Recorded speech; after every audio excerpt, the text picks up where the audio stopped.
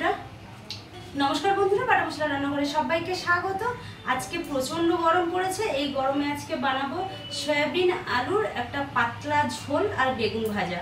বেগুন ভাজাটা হচ্ছে নিম বেগুন করব, কিন্তু বেগুন এমনি ভেজে রেখে দেবো, যার যেরকম তেতো খাওয়ার ইচ্ছা। কারণ আগের থেকে আমি নিম পাতা ভেজে রেখেছি, ভেজে গুঁড়ো করে রেখেছি। এখন আমি প্রথমে কড়াইতে সাদা তেল দিয়ে দিলাম বেশ। আর এখানে আমি আলু কেটে ধুয়ে রেখেছি।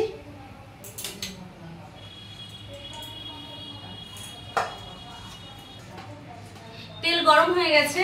এবার আমি তেলের মধ্যে দিয়ে দেবো হাফ চামচ নুন, আর দিয়ে দেবো একটু হলুদের গুঁড়ো, জাস্ট কালারের জন্য। এবার কেটে ধুয়ে রেখেছিলাম যে আলু, ওই আলুর টুকরোগুলো দিয়ে দেবো এবার তেলের মধ্যে।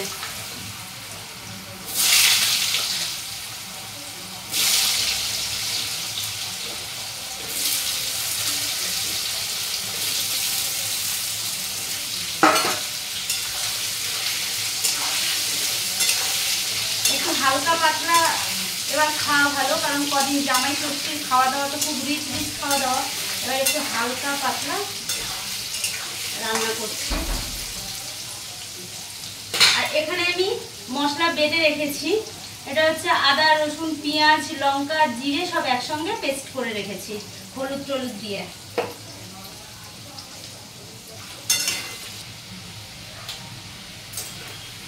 এবার আলুগুলো ভাজা হয়ে গেছে, আমি আলুগুলোকে এবার নামিয়ে নেব।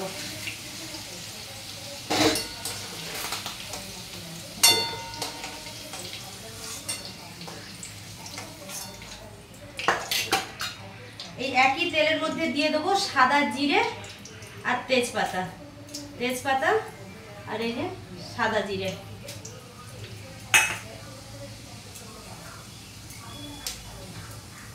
দিয়ে এবার কিছুটা পেস্ট করা মশলা দিয়ে দেবো পরিমাণ মতো। যেহেতু পাতলা ঝোল করবো, হালকা পাতলা রান্না করবো, খুব একটা রিচ করবো না।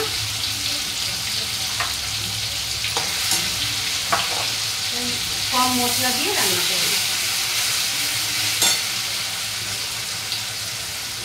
এবার দিয়ে দেবো স্বাদ মতো নুন।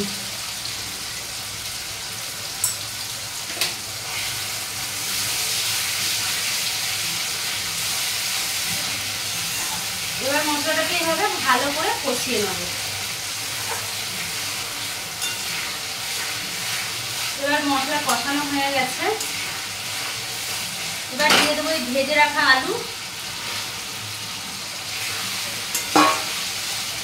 আর দিয়ে দেবো এই ভিজিয়ে রাখা সয়াবিনগুলো।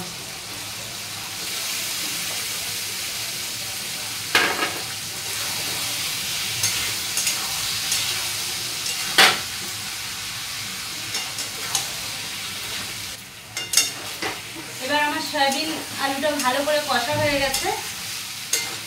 দেখুন কত সুন্দরভাবে কষা হয়ে গেছে, আর নিচে লেগেও যাচ্ছে, আর মশলা থেকে তেল ছেড়ে গেছে।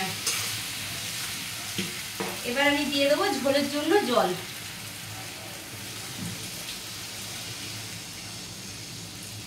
ঝোল রাখবো কারণ পাতলা পাতলা করবো কষা। এবার আমার তরকারি ফুটে গেছে ভালো মতো, আলুও সেদ্ধ হয়ে গেছে। আর দেখুন কত সুন্দর হয়েছে কালারটা। সবসময় তো রিচ মানে সয়াবিন হচ্ছে কারি কষা মশলা দিয়ে খাই, তো আজকে একদম একটু পাতলা করে করব। একই মশলা সব কিছু, শুধু একটু পাতলা করে ঝোল, ব্যাস। এবার নামানোর আগে একটু গরম মশলাগুলো দিয়ে দেবো।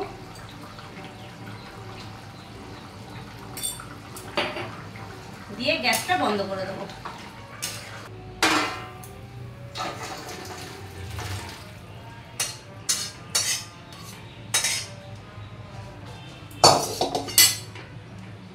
দেখুন কত সুন্দর হয়েছে। একদম সয়াবিনের তরকারিটা দেখতে সুন্দর হয়েছে, খেতে কি হয়েছে জানি না, দেখতে সুন্দর হয়েছে, গন্ধও সুন্দর উঠেছে।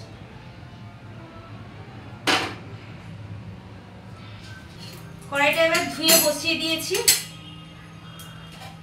এবার আমি কড়াইয়ের মধ্যে দিয়ে দেবো সাদা তেল,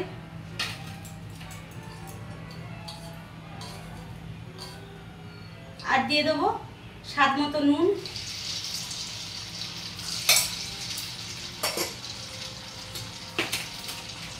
আর দিয়ে দেবো পরিমাণ মতো হলুদ।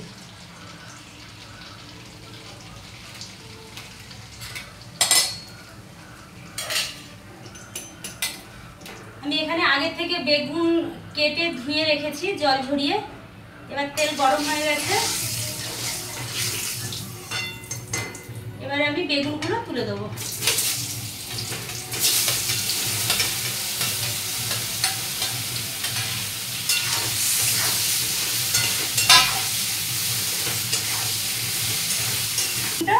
ঢাকা দিয়ে দেবো কিছু সময়ের জন্য।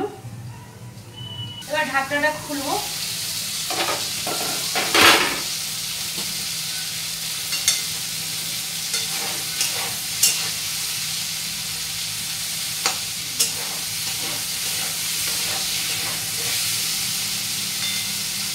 আর একটু ভাজা হয়ে যাক।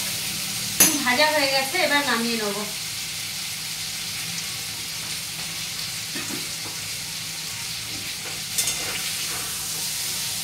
এবার বেগুন ভাজাটা নামিয়ে নেব।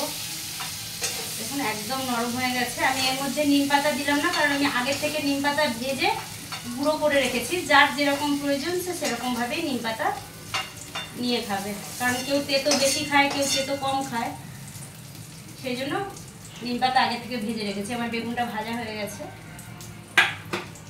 বেগুনটা ভাতের মধ্যে নিয়ে নিলাম, আর এখানে আগে থেকে নিম পাতা ভেজে গুঁড়ো করে রেখেছিলাম, একটু ভাতের সঙ্গে দিয়ে পুরোটা মাখিয়ে নিলাম। দেখুন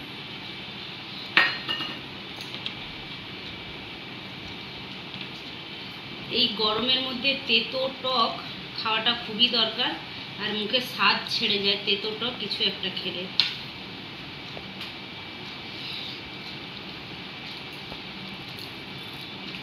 আহা কি দারুণ! গরমের তেতো নয় টক খেলে মুখের স্বাদটাই একদম অন্যরকম হয়ে যায়।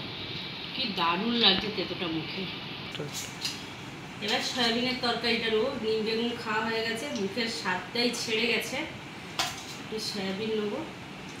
সয়াবিনকেই বলে হাড় ছাড়া মাংস। এই হাড় ছাড়া মাংস হালকা পাতলা ঝোল। গন্ধটা তো খুব সুন্দর লাগছে, তরকারির কালারটাও খুব ভালো লাগছে। খেয়ে দেখি এবার কি হচ্ছে।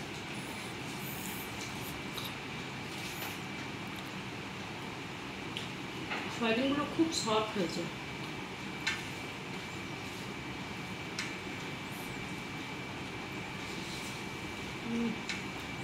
কোনো কথা বলবো, অসম লাগছে তরকারি, আর মানে মুখে কিছু বলা যাচ্ছে না, এত সুন্দর হয়েছে, খেতে দারুণ টেস্ট হয়েছে।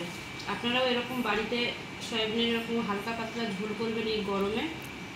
আর আমরা তো সবাই জানি সয়াবিনের গুণাগুণ কী, তো এরকমভাবে একবার রিচ না করে মানে হালকা পাতলা করে যদি এরকমভাবে আপনারা বাড়িতে বানান, তাহলে দেখবেন খেতেও ভালো লাগবে, আর এটা তো বাচ্চা থেকে বড় সবারই পছন্দ।